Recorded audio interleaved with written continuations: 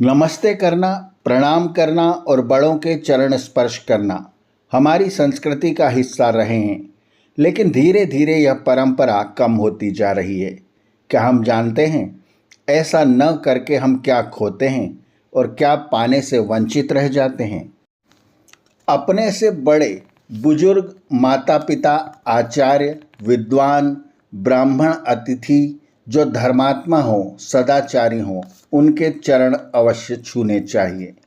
पैर छूना बड़ों की इज्जत करना है। यह भारतीय संस्कृति का अटूट हिस्सा है। वैसे भी बड़ों का आशीर्वाद लेना चाहिए। जबरदस्ती या लाचार होकर किसी के भी चरण नहीं छूने चाहिए।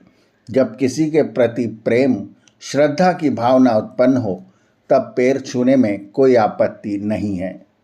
पैर छूने से एक तो अपना अहम कम होता है, अभिमान कम होता है और साथ ही माता पिता, आचार्य इत्यादि महापुरुषों का आशीर्वाद प्राप्त होता है। इनकी सेवा अर्थात आज्ञा पालन से आयु, विद्या, कीर्ति और बल की वृद्धि होती है। मनुस्मृति का श्लोक है, अभिवादनशीलस्य नित्यं वृद्धोपसेवनीय चत्वारि तस्य वर्धन्ते आयुर्विद्या यशोबलम। यह मनु महाराज के वचन हैं।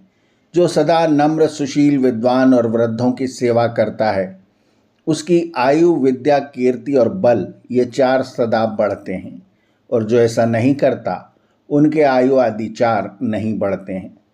अगर कोई ढोंगी, पाखंडी, वेद निंदक, दुराचारी, हठी, दुराग्रही, अभिमानी, आप तो जाने नहीं, औरों का कहना माने नहीं, कुतर्की हो, चाहे वह आचार्य हो या कोई और, ऐसों का सत्कार नहीं करना चाहिए।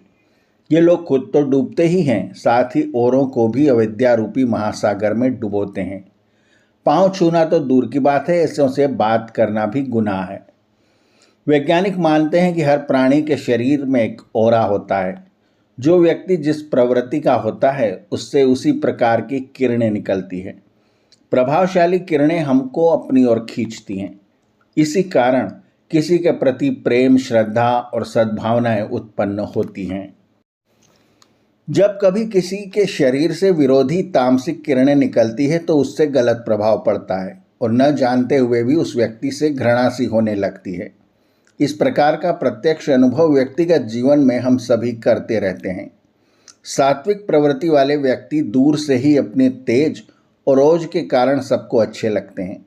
दुराचारी और तामसिक प्रवृत्ति वाला व्यक्ति दूर से ही अच्छा प्रतीत नहीं होता।